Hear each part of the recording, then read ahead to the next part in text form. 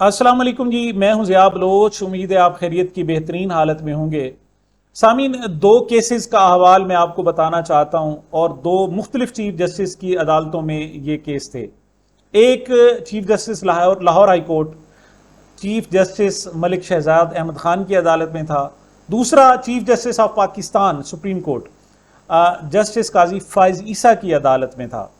इससे पहले कि मैं इसकी डिटेल बताऊं, मैं आपको एक ओवरऑल समरी बताना चाहता हूं कि इस वक्त पाकिस्तान की तमाम जो गेम चल रही है वो 8 फरवरी के इलेक्शन के पर चल रही है।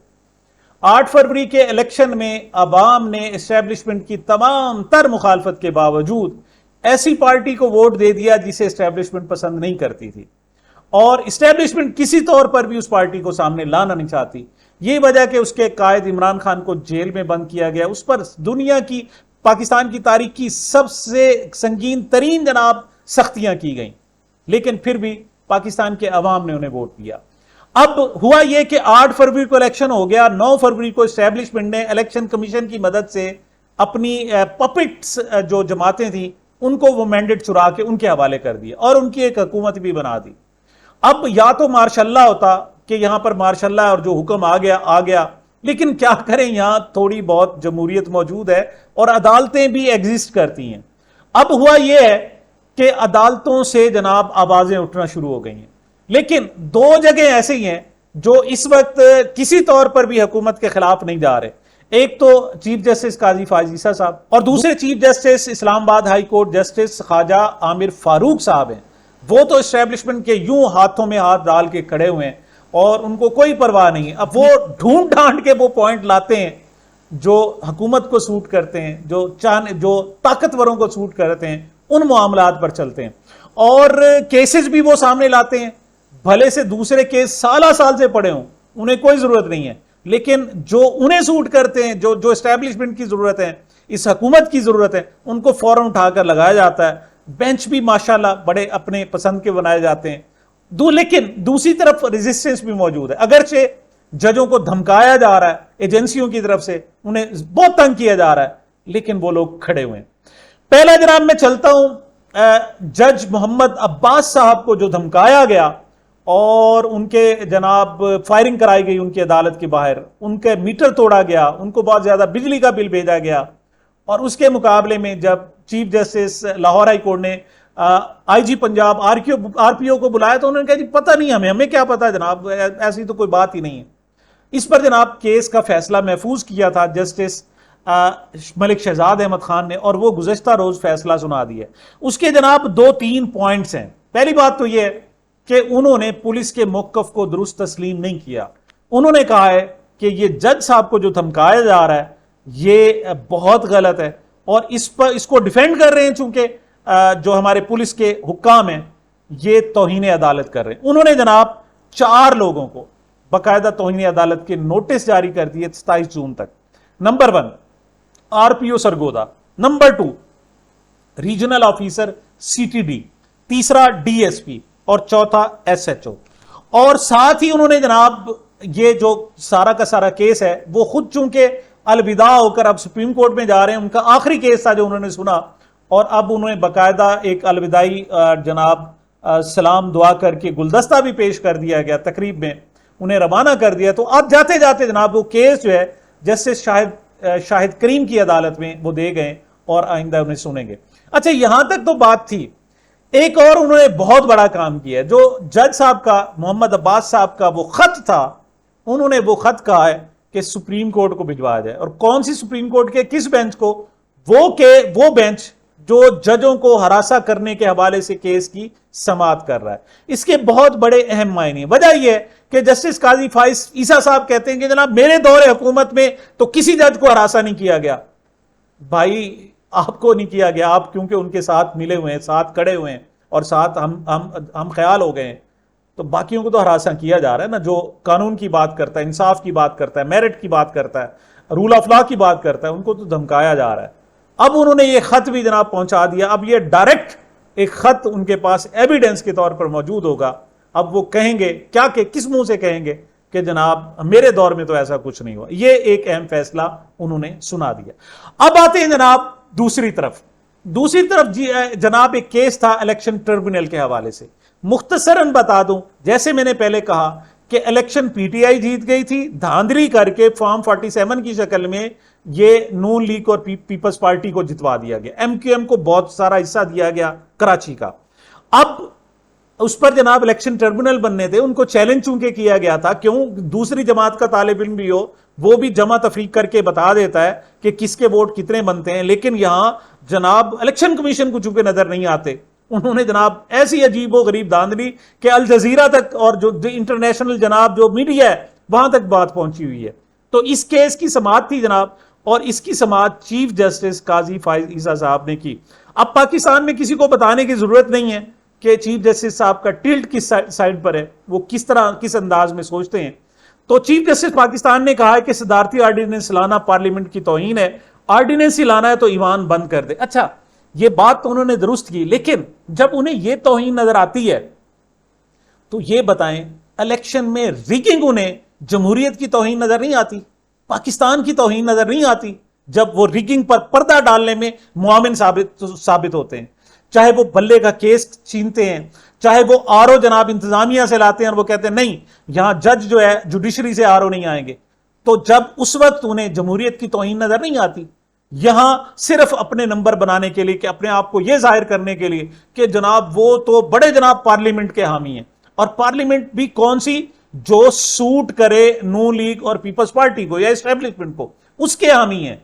जो जरा सी खड़ी हो जाए अपनी आजादी के लिए उसके हामी नजर नहीं आते। सुप्रीम कोर्ट में पंजाब में 8 इलेक्शन ट्रिब्यूनल्स की तश्कील से मुतल्लिक इलेक्शन कमीशन की अपील पर समाअत हुई, और वकील इलेक्शन कमीशन ने दलाइल दिए कि ट्रिब्यूनल्स की तश्कील इलेक्शन कमीशन का इख्तियार है और वही सब कुछ कर रहा है। चीफ जस्टिस ने कहा कि चीफ इलेक्शन कमीशन और चीफ जस्टिस हाई कोर्ट एक दूसरे से मुलाकात नहीं कर सकते, एक मीटिंग में बैठकर सब तय किया जा सकता है। क्या पाकिस्तान में हर चीज को मुतनाज़ा बनाना लाजिम है? इंतखाबात की तारीख पर भी सदर मुमलिकत और इलेक्शन कमीशन में तनाज़ा था। रजिस्ट्रार हाई कोर्ट की जनाब से खत क्यों लिखे जा रहे हैं?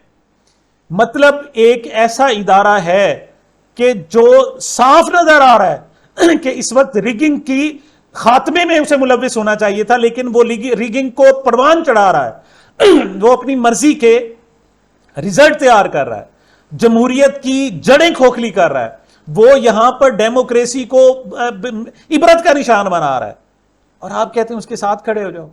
और वो जो चीफ जस्टिस की बात ही नहीं मानता, चीफ जस्टिस कहते हैं कि जनाब ये आप जज हैं, इनको इलेक्शन ट्रिब्यूनल बनाए, और वो उनको नहीं बनाता। वो कहते हैं नहीं मैं तो प्राइवेट जनाब जज लाऊंगा जो रिटायर्ड है उनको आकर और अपनी मर्जी के फैसले लूंगा। यानी ये वो बात है जो किसी भी जी शऊर शख्स को नजर आती है।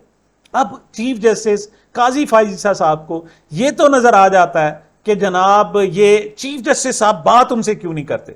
वैसे बड़ा अच्छा तरीका है, आप जब भी मुलजिम और मुद्दई आया करें उन पर चढ़ाई कर दिया करें, भाई तुम आपस में बैठकर बात क्यों नहीं करते हो, आप आपस में बैठकर बात करो। और जो ज्यादती हो रही है वो साहब जरे वो समझ जाएगा कि अदालत क्या चाहती है। इलेक्शन कमीशन रिगिंग कर रहा है, खुद पार्टी बना हुआ है, फ्रीक बना हुआ है, यह बात चीफ जस्टिस साहब को क्यों नजर नहीं आती? वैसे तो वो नीचे से चीजें भी ले आते हैं और वो कहते नहीं असल बात यह है, फैसले की रूह यह है, यहां रूह क्यों नजर नहीं आती? अच्छा जी, जस्टिस नईम अख्तर अफगान ने रिमार्क्स दिए कि इलेक्शन कमीशन ने तमाम हाई कोर्ट्स को खतूत लिखे, मगर लाहौर हाई कोर्ट के अलावा कहीं तनाजा नहीं हुआ।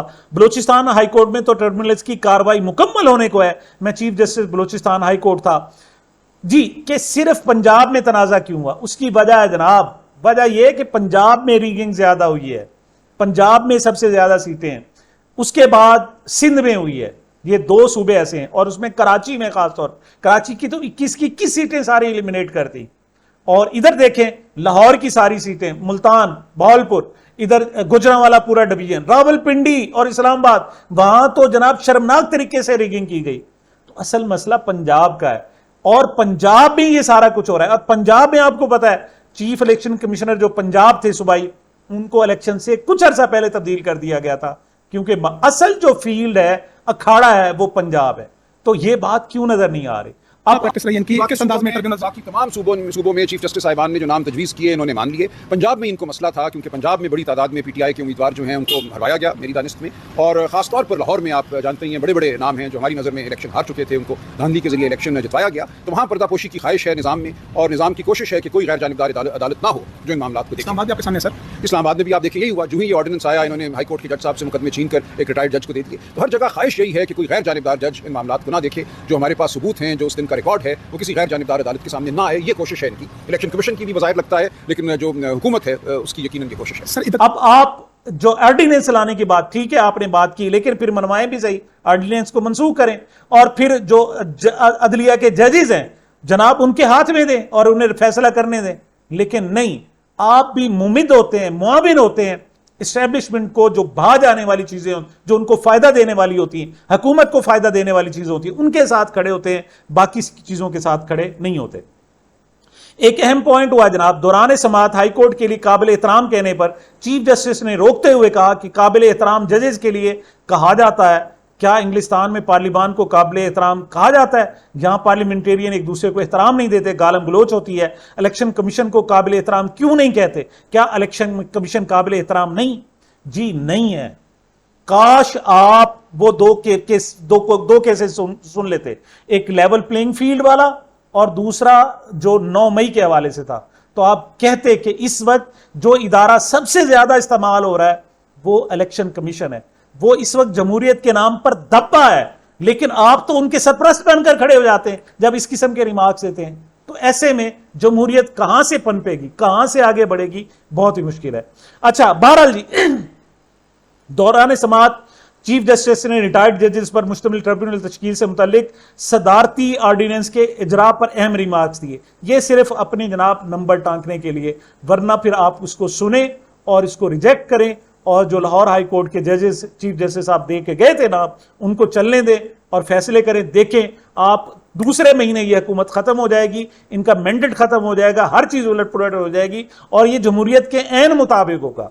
लेकिन आपको पता है फिर मसाइल पैदा हो जाएंगे जनाब, फिर बहुत सारे लोग आपसे भी नाराज हो जाएंगे, और आप जनाब जिस तरीके से आप मामलात को आगे बढ़ा रहे हैं वो बढ़ाना बहुत मुश्किल हो जाएगा। बहरहाल जी, सलमान अकरम राजा से उन्होंने चीफ जस्टिस ने कहा कि रिटर्निंग अफसर के मामले पर पूरा इंतखाबी अमल ही रोक दिया था, लेकिन इलेक्शन कमीशन को ही खत्म कर दे, आप अपना काम करें, दूसरे को आप काम करना दें। वाह वाह वाह वाह, यानी रिगिंग कर रहा है इलेक्शन कमीशन, उनको करने दे, उनका काम ही यही रिगिंग कर रहा है, आप खबरदार आप मुदाखलत न करें। ये जनाब सारे रिमार्क्स थे, और आखिर में जनाब चीफ जस्टिस साहब ने ये मामला जो है वो 5 रुकनी बेंच के क़याम के लिए वो जो 3 रुकनी कमेटी बनाई है उनके हवाले कर दिया है। बहरहाल क्या करें, इस वक्त सूरत हाल ये है कि जो लोग जुल्म कर रहे हैं उन्हीं से हम इंसाफ मांगने के लिए जा रहे हैं, चाहे वो इलेक्शन कमीशन हो, चाहे वो पुलिस हो, चाहे जनाब वो हमारी एजेंसियाँ हो, चाहे दीगर इदारे हों। जब ये सूरत हाल हो तो ऐसे में हर चीज़ मजाक बन जाती है, जमहूरियत भी मजाक बन जाती है, और पाकिस्तान में जो इंसानी हकूक़ हैं वो भी मजाक बन जाते हैं। सामीन, ये मेरी अब तक की गुजारिशात थी। मुझे अपने इस चैनल को अपनी मोहब्बतों और दुआओं में याद रखिएगा। मिलते हैं छोटे से वक्फे के बाद।